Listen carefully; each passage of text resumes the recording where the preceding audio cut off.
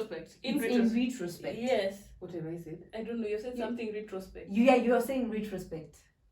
No, I thought I said in retrospect. And maybe we're not. Maybe. No, I've had like thrice. Yeah. But it's okay. Now you say it properly. Yeah. In this one. I'm sorry. Anyway, so.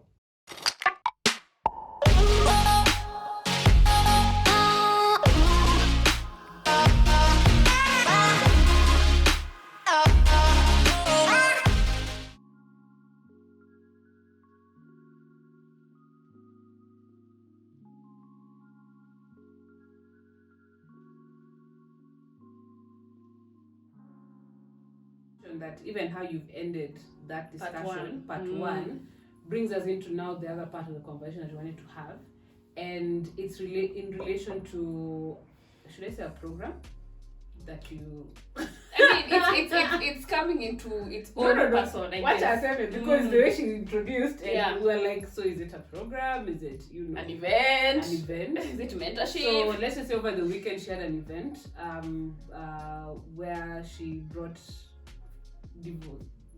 should I say divorcees?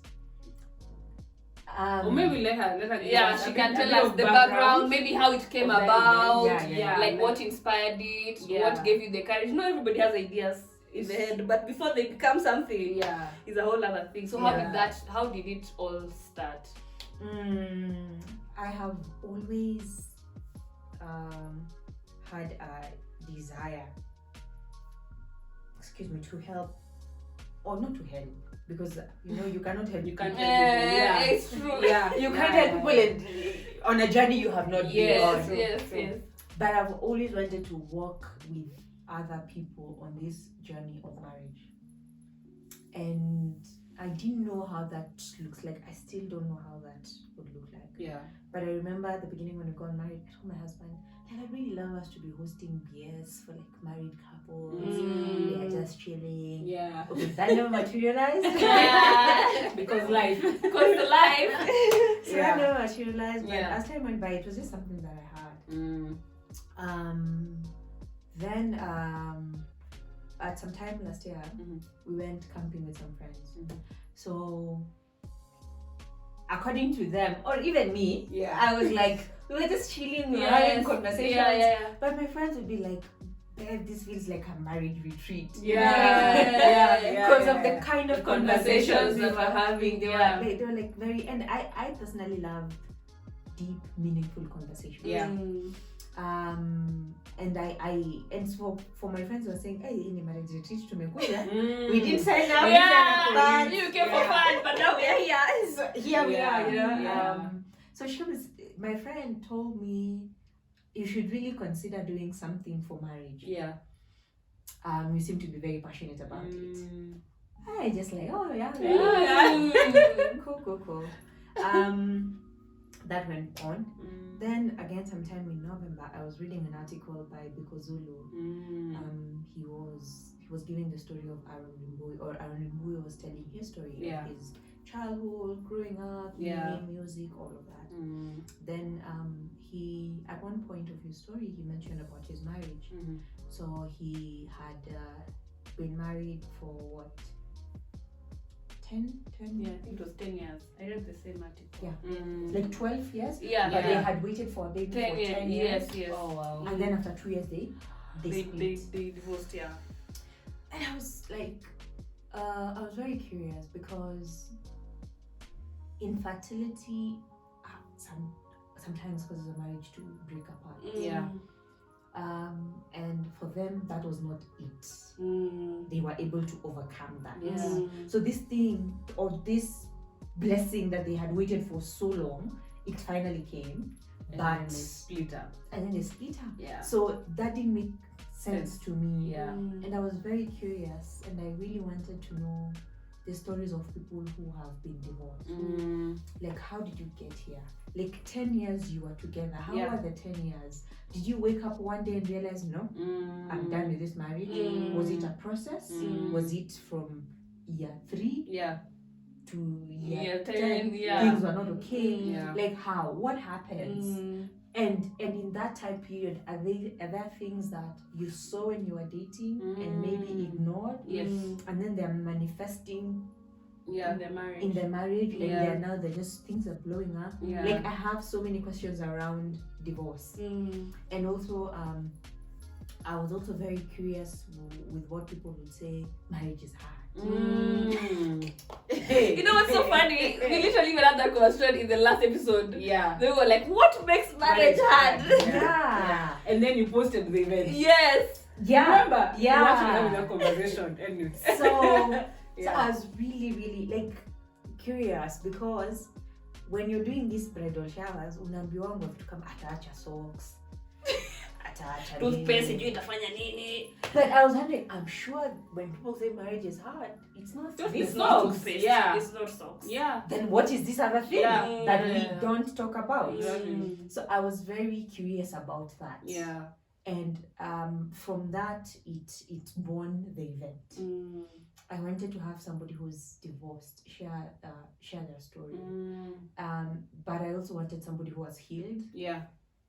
So that you're able to look back on the journey. That's where the name came from. Yeah. In retrospect. Yeah. This is what I could have done differently. This is how I could have done 1, 2, 3. Yeah. Yeah. So yeah, that's the background for that was the the birth of the event. I also told my husband, like, babe, I think it would be so nice. Like, yeah, go for it. Go for it, yeah. But and then at some point when I was now more excited about the ideas and I tell you, you'd be like, babe, you know, I love you. But I'm not as passionate as you are about this thing. Yeah. Oh, wow. So I want you to know that I'm here to support you. Oh, wow. But Don't expect me. yeah, So like flyers. manage. Let's manage this. Yes, I got feelings. Of course, yeah. I got feelings Because you wanted to be the couple Yeah. that Yes. Let's be that couple. Yeah. Wow. But hey, wow, that is But I appreciated his honesty. Yeah. Even though it stung, I Yeah. appreciated the honesty. Because now we are clear. Exactly. Are we together? Yes. We were not clear about it. But interestingly, as time has gone by, he's really into it. Yeah. Like even after the event, was like, babe, let's meet in May. The next one. We have not even thought about the next The one. next one, Yeah. you know, depict even a month where it will be there. I'm like, what? In fact, after the event, he was telling guys, when guys are like, hey, there should be a second one. Yeah, I think we'll do May. I'm like, We have not even planned for this one. That's how you know it was meant to be. Yeah, or when people would sign up and I'd be excited. I'm like, yeah, babe, 15 people have signed up. He's like, yay, took on our 15. I'm like, two. In the budget, two. And that was me. Yeah. So as God would have it, he has that passion is rubbing off on him. Yeah. So tell us how. Okay, first of all, guys, we went hiking. So unfortunately we couldn't come, but I was there in spirit. You know, there's a group we have. Actually, yeah, we are all in that group for like ladies who are married, just to like kind of do life together. Okay, we're not okay. You know, doing life together sounds a bit more like intense, but more of like whenever you want advice about things marriage, there's always this group that we have, right? Yeah. So, and I remember even when I think Pat is one who posted, and then she was like, I think when you gave the background, kind of, I think you were like, let me send a voice note. Then you were talking about what makes marriage hard, and that's when now, I think we started now going back and forth. So even after, now you had the event, it was successful, we know it, more than 15, I'm sure, okay? Yeah. You know, 15 people signed up, people. It was like 15 is a lot of people. Yeah. Like, it was not free guys came and signed. So I'm like, that is actually success. I'm taking it as a success thing. I saw the people, I was like, this thing had many People. guys. And It's not like she's been doing this thing. No. Never. It's like, what? never. Oh my God. Like I'd like to say God showed up. Yeah. And he was showing me that the idea came to you. But it was not your idea. It was not your idea. Low-key, it was not your idea. It was. You're a conduit of the idea. And even how the conversation went, I have I don't say I have a burden, but I feel for marriages of unbelievers because and I'm not saying that marriages of believers are perfect. Yes, but we have when marriage is not going right, you sort of have a suspicion why. It's like, I am selfish. I am. The Bible tells me to do this, but I'm not doing this. Am I following Corinthians? You know. So like there's a guideline where you can always go back to and be like, I think I'm not, this is the reason because I am not doing this. Or if I want to turn around the situation, this is how I should do it. So, but for unbelievers, their marriages are different. And again, I'm not saying that the marriages of unbelievers are not necessarily happy. Yes, true. There are unbelievers who are very happy. They have even really thriving marriages, even more than Christians, you know. But for our generation, like for us, even the concept of mentorship in marriage is sort of fading away. Like, it's not fading away, but it's more common in Christian circles than outside. Oh yeah, I get you. And the fact that in Christian circles, in church, there are so many events for like marriage, but for non-Christians, there's nothing.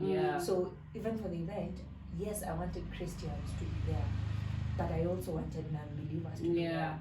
And that's why we didn't even do it in our church. Because some people will be like, wanaenda kutuambia tuende tunyenyekee to our husband.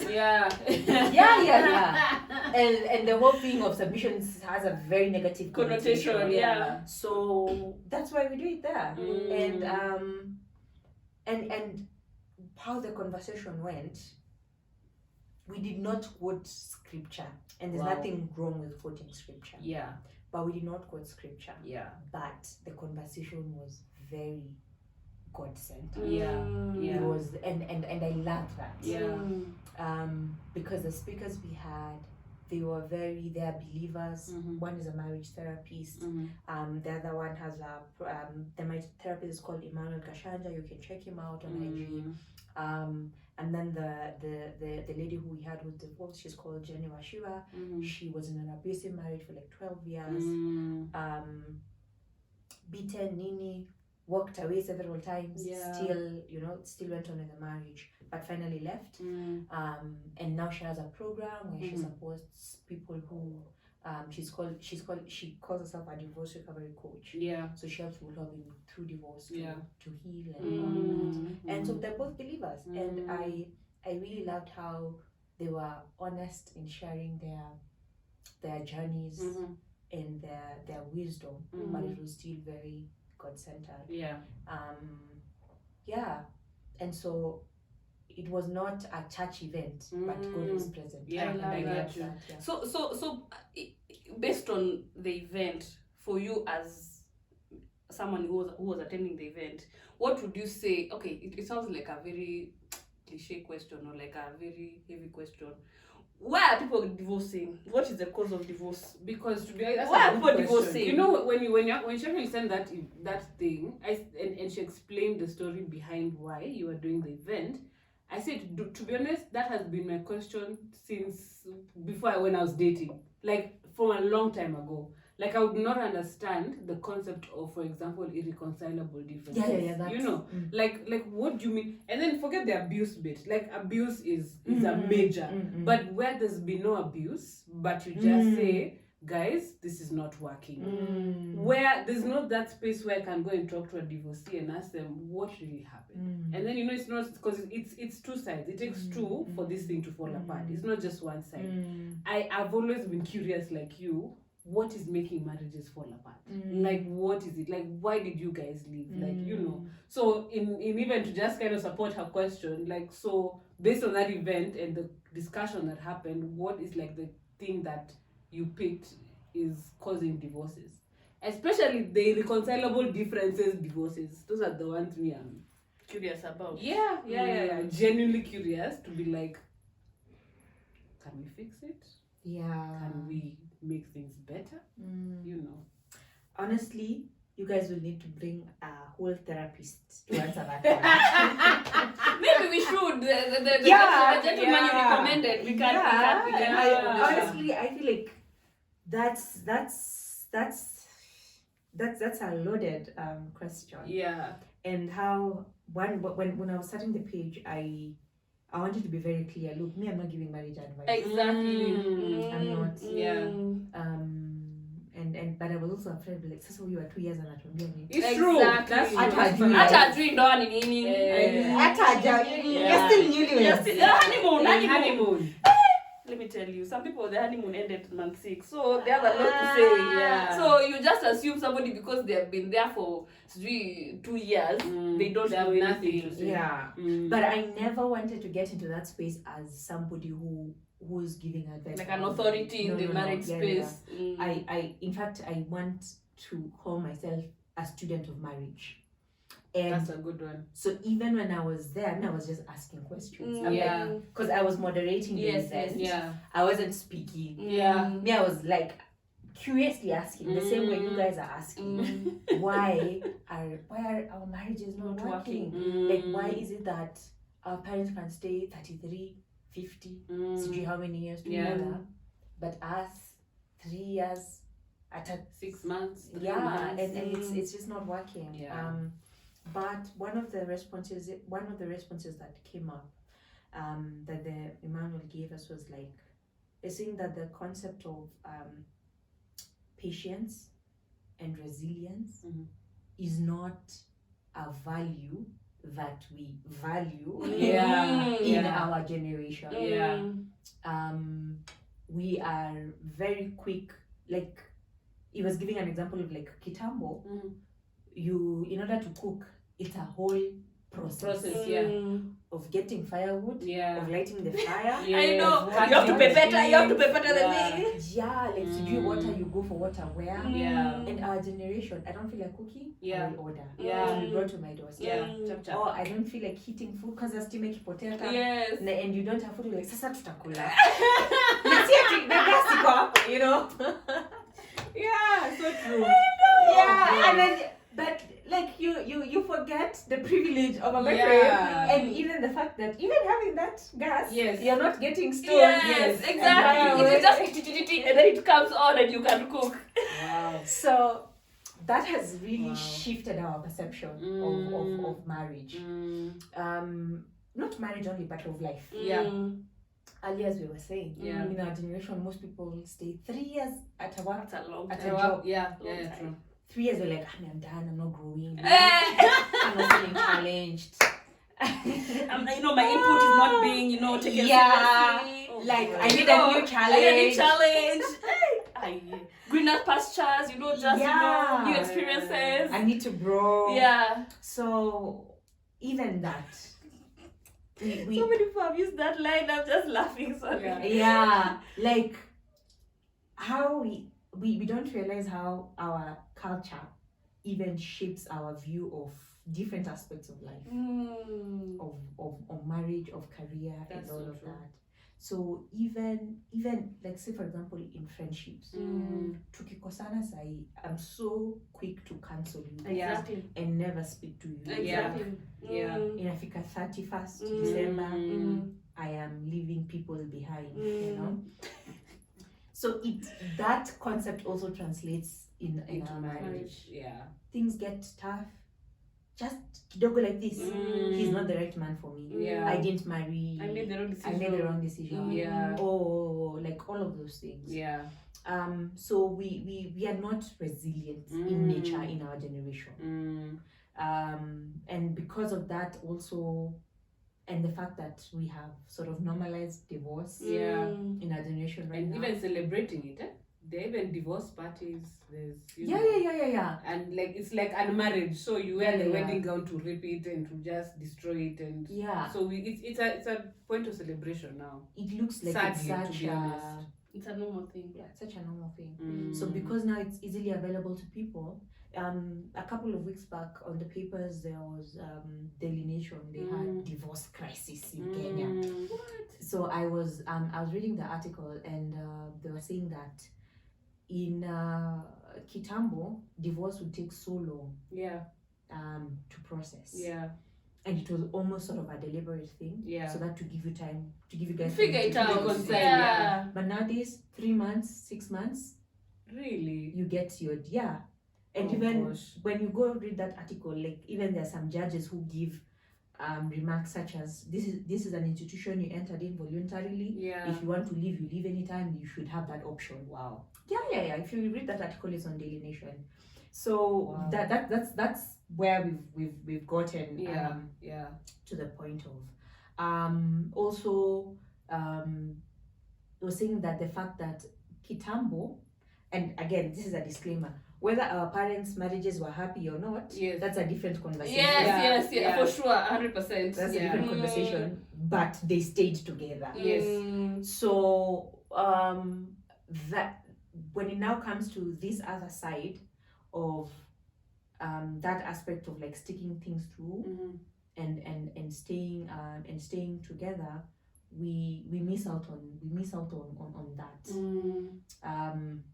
I forget what I've lost my thought. But maybe even as you try to gain your thought process, there's something you had mentioned, which we're having a question about, how it seems like women, and it's not an attack on any woman, but like women have become more choleric in their is it in nature, in what? In our approach to life. To life. But do you think it is due to the fact that maybe we've had to share the burden of providing, that now we've had to take on some traits? Because there's something I was reading about a few months ago about how in the world in general, there's the feminine aspect of somebody and the masculine aspect of somebody. So generally the feminine aspect is like caring, nurturing, just like all these nice okay, not nice things, but like but the masculine aspect is usually like productivity, going to search, being a bit more conscientious, where it's like you put your foot down and so it seems like those traits that are masculine are the ones that kind of get you further maybe in the work environment. So you find maybe more women now, because they are in the work environment, have almost had to suppress the feminine aspect of themselves and be more masculine. So in that, it's like now the problem now has come up that they don't know how to now code switch, if that is if that's the way. You don't know how to code switch, where it's like, okay, in the office I can be in my masculine, and then at home I can now be in my feminine. So I don't know, maybe there's something you can add about that. In fact, at the event, because we were also talking about how our childhood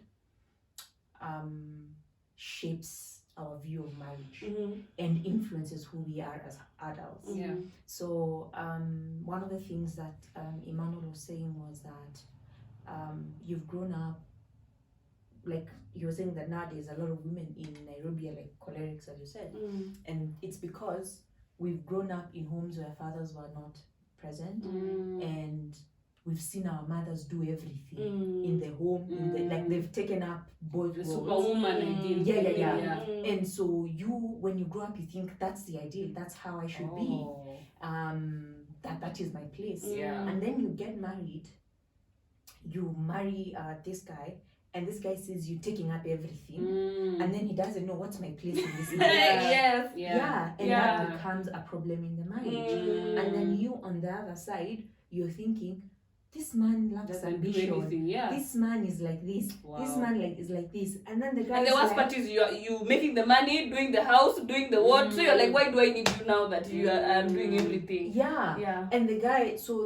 And then he was also saying the problem is that there's lack of men mentoring men, because as a man you've not been mentored how to be a husband, because your father was not there, so you don't know, and that brings tension in the marriage. She's taking up everything, you don't know what you're supposed to do, she's getting resentful, she's getting like it's a cycle, it's a whole messy cycle, that now if you don't invest time and resources to get to understand how how has my childhood shaped me that's true. to become who I am? What's my view of marriage?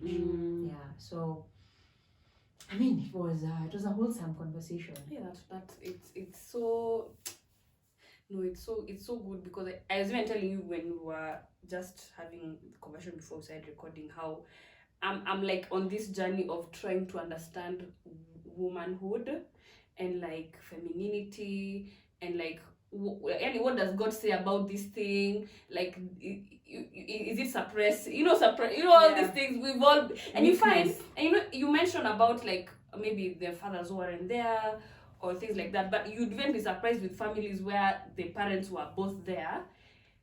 The dynamic was off. The dynamic was off, or maybe like if you grew up in a family where the mom was very corporate. Any corporate ladder. So in the mind, you're like, now this lady is now moves in the masculine. You know what I mean? So at that point, there's nurturing goes out the window, caring goes out the window, empathy goes out the window. So then initially when you're growing up, you're like, me, I'm gonna be different, and then you get married and realize I don't even know how to be different. That's where now the problem comes in, because you have sworn to yourself I will be different, but you get there, you're like, the only thing I know is what I know. So how am I going to be different if I don't even know how to be different? I think just to point out on that, based on what the reasons that you've given, or rather what they had said in the event about what's causing divorce, is I feel like there's a false sense of self-awareness in a sense, because we're in a generation where everybody's talking about self-love. I know myself, this is who I am, but when you're in a relationship, you behave like you have there's no mirror in front of you, like you don't know what's going on with you. So based on what you're saying, like, I see as if self-awareness is a key tool in terms of helping a marriage relationship actually work. Yeah. Even before you get into the marriage, because like now that she's saying, she's in the process of trying to understand what femininity looks like and what biblical femininity looks like, because maybe there was no that proper, basis on how it actually looks like.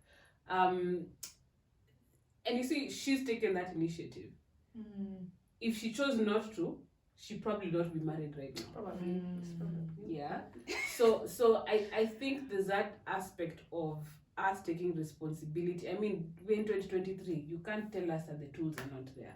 Even if you had no money for therapy, you can just go YouTube. Even YouTube. You can find something helpful there. How to deal with your childhood trauma, so that you're not carrying it on. Even just how you deal, not just relationships, but how you deal with other humans, is impacted by how you were brought up. So when you say that thing about the self-awareness thing came to mind, and I think for me that's what helped me. Because growing up, obviously, I think there's that similar background, but then I realized, okay, this is what I'm seeing, but then I'm seeing other women doing 1, 2, 3. So I realized, okay, let me go here and see, so what is working here, and can I compare the two, and what can I pick and run with? And that kind of helped me understand, you move like this because this is what you saw. You need to change it. If you want something to succeed, you need to do it different. But like you're saying, there's no resilience, and people don't want to actually do the work to fix. It's easier to give excuses, to be honest, because at the end of the day, even and I'm not even trying to like throw shade. It's just like, even for me, you could have said, "Basi nimelelewa hivi. This is all I know. I have not known anything. I have been, we've done prayer and fasting. You just pray and fast and say, God, that's how am I? How you pray and fast and feel like I've not gotten enough. Let me pray and fast up. Most people are not sitting and saying, you know what, let me just try and seek God. And I think on top of that, there's something I mentioned which we never finished. I feel like community does not, even if you talk about church, I feel like church is great, it's good. I'm a believer, I love Jesus, my Lord and Savior. But like, even in the church community, I don't think we are like getting into the deep in even our marriage conversations, in terms of like where you can sit and talk to people, and first of all, there's no judgment, there's no shame, they're not looking at you like, hey, no, we're and okay, maybe us and maybe we are anomalies because maybe we have that. But like sometimes I sit back and I'm like, if I didn't have like the people who I could walk with and be like, you know what, guys, Kimeumana, just come over. You know what I mean? Like you people always assume that their situations are like something that came from Mars, and now no one else can understand, and no one else can help, and no one else can be there for me. Yeah. So I think growing in that community, and maybe it's part of our generation where we really want to be individualistic, and then look like we have made it. You know, you want to look like you have made it. Self-made. But then you realize in marriage, it's and I guess even that culture of best couple now is even kind of going away. It's just for the wedding, and not necessarily like doing life with these people. Because I think even for us, even our best couple in quotes, it's like we have different best couples. It's like you have like, okay, the best couple for like small things, and then you're the one who has been married. Then, because we are like in the same kind of age bracket in marriage, then you need that one who's been there for like 15, 10 years, who when you talk to them, they're like, you know what? And they really sober you up. They sober you up. In fact, you go and sit and you say, I never thought of it like this. Yeah. You know what I mean? Yeah. So that lack of like vulnerability and accountability and is what is really lacking. And I found out that even in marriage, and you are talking about doing it when you are single, self-awareness. To be frank with you, sometimes I feel like it comes in levels. You know, I think I even mentioned in another episode, you get to really know yourself when you are married, because now you see, like, you know, when we are friends, and I just say, Beverly Chogo, you move. But you don't think about how, by then you have a problem with avoidance. You have a problem with negative attachment issues. You have that one doesn't work because you I'm self-aware. I know she hurt me, so I'm self-aware that I should leave. So it's like you get. Yeah. So there's a lot to like unpack when it comes to like that. Yeah. And I think one of the key things that came out of the event is self-awareness. Wow. Like the speaker, the marriage therapist, the lady who Jenny, who was divorced, she was like, one of the things we asked her, like, if you were to go back, what would you do differently? And she said, I would really work on myself to know myself so well. And she said something which I found to be very profound. She said, when you get to understand yourself and when you're having issues with your partner, you start to see them differently. You start to see it's not a thing about you. It's not personal. It's you're just like, we are just both dealing with our issues. We just have baggage that we've carried all these years of our life that we're bringing to, and sometimes you will not. It will take discernment and it will take training for you to be able to separate issues and be like, hold up. We're not talking about dishes. We're talking about respect. Something so different. But if you're not self-aware enough to catch yourself, and be like, wait, let's separate issues. Let's break things apart. And so that's she was saying, like, she would really work on herself. Like the things she know now, she and as a result of being more self-aware, would have perhaps changed the course of the marriage. So that's one thing that you mentioned earlier. And Stacey, I wanted to say there's my new sister-in-law. She's married to my cousin. She was saying she wants to learn how to be a wife. I found that. Yeah, because in this day and age, who's teaching us how to be wives? What is that even? There were books in the 1950s. What does that about mean? Wifing. Yeah. And I found that to be impressive. Yeah. But you know, when you talk about the books, the problem is those books were very domestic driven. But that's what was supposed to happen then. But you see, then or even now? Now is important. Now, but also, the reason I said this is because I believe being a wife is far greater than just being able to manage a home and nurture. Because I've also seen women who were nurturers Yani they took care, they cleaned and what, but they still broke their home with their mouse. You know what I mean?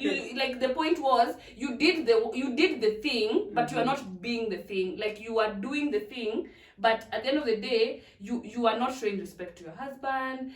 And not the false sense of respect of just the action. Listen, there are books. There are actually books. Have you heard of the book called Fascinating Womanhood? Yes. Fascinating Womanhood.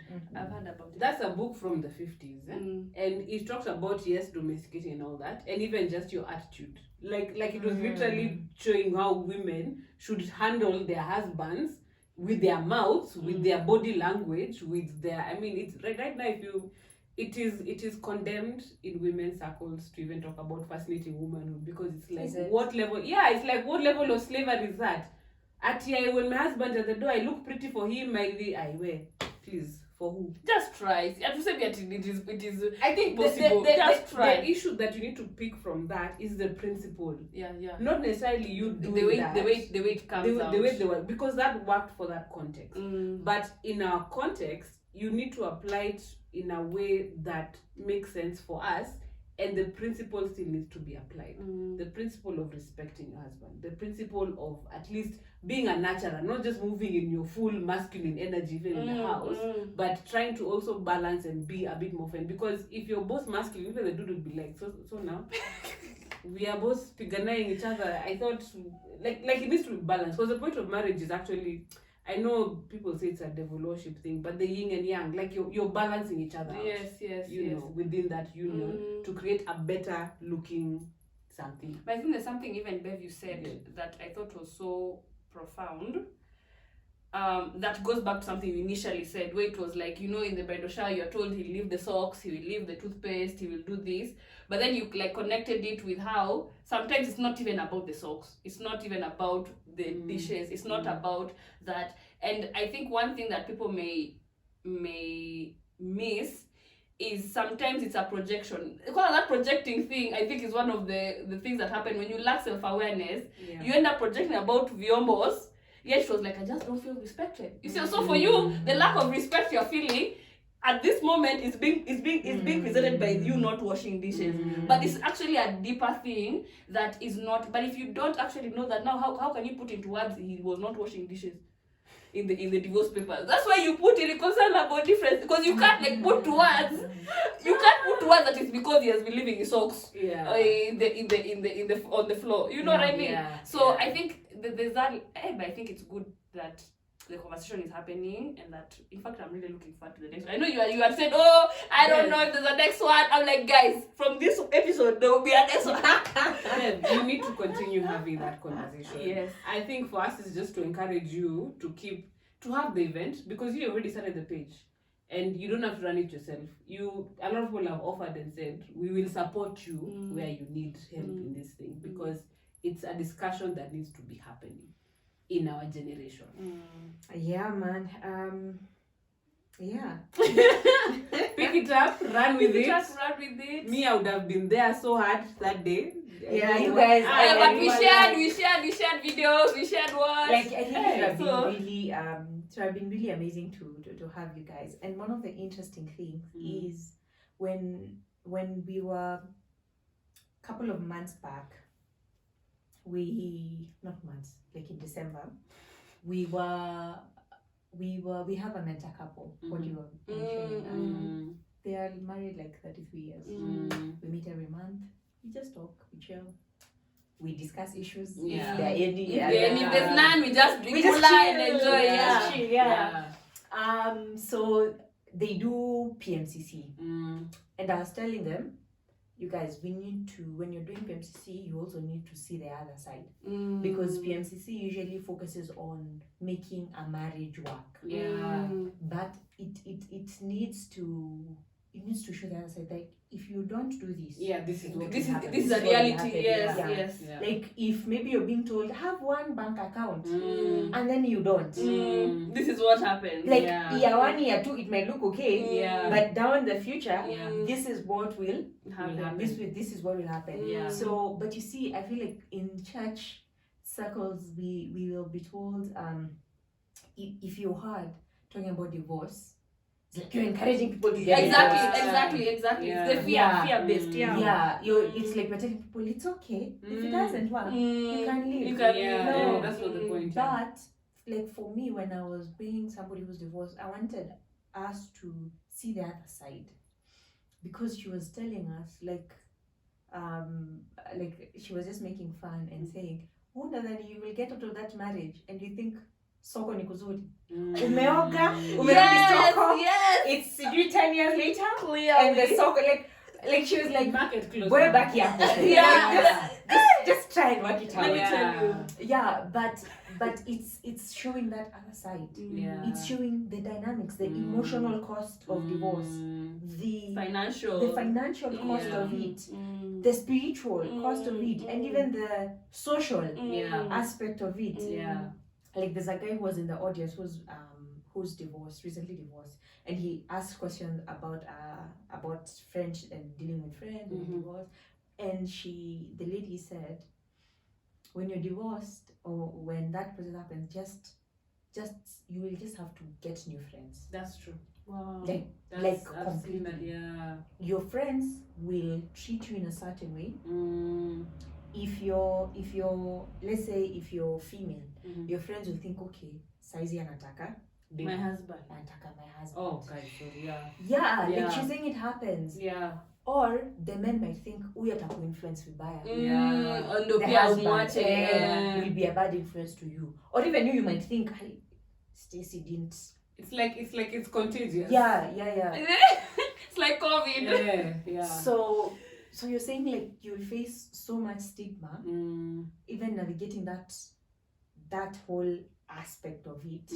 It's something you did not foresee. And so for me to bring somebody who's divorced, it was for us who are newly married to see that other side. So that when we are facing a hard situation, when not if, when it's true, when things get rough in marriage, and you even entertain the thought of divorce, you'll hear stories.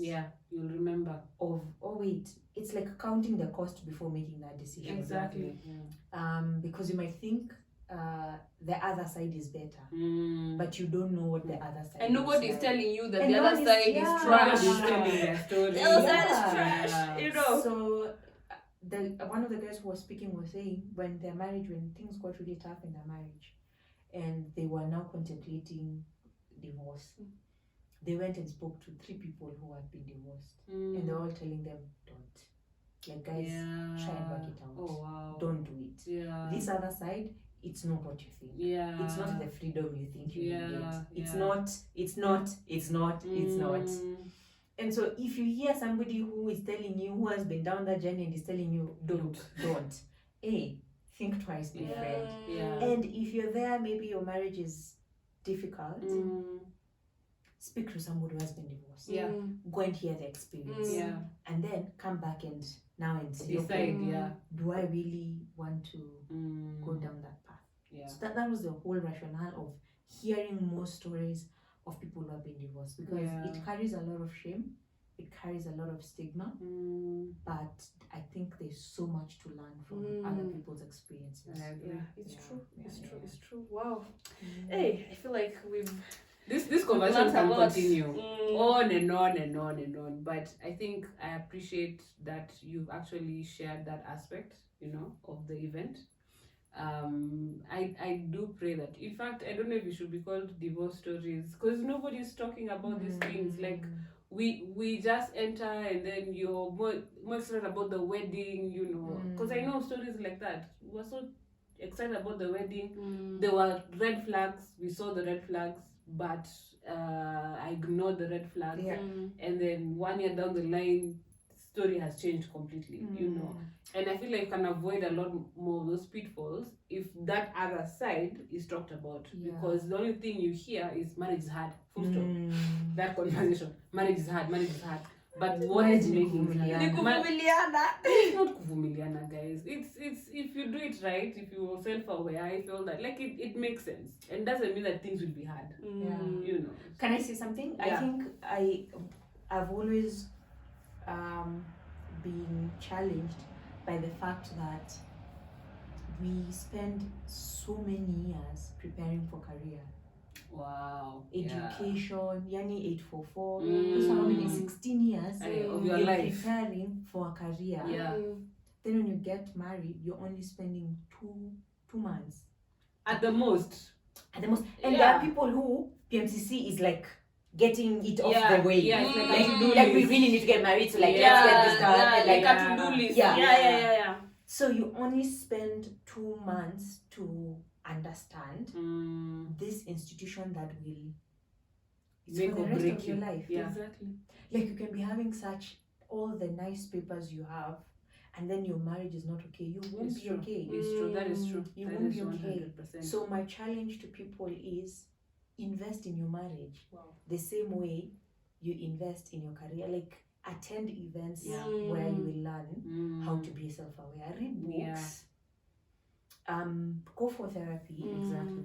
Like because when people are watching something on YouTube about marriage, really, you like don't have, you're not more ambitious. It's about ambition. You know, somebody said it so well. They said we confuse the familiarity of marriage with the knowledge of marriage. Yo, that is so true. Like but because we have seen people getting married, we think you know what you think you know what marriage is. So my challenge is always like invest in understanding yourself.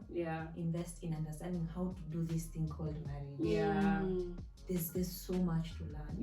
Which we take for granted, and we just want to go with people assume they love it because you love each other. That is what you see. Love, first of all, people think love is a feeling. It is actually a choice. So even as you are choosing to invest, that is still loving your spouse. That is still an act of love. I think it's very selfish to assume that uko tu sawa and that you will be fine. In fact, it's the total opposite of what love is. So if you really love your spouse, and you want to be married for until death parts you, invest in that. In fact, I would like to even finish by saying the same way you will invest in your wedding. Hallelujah.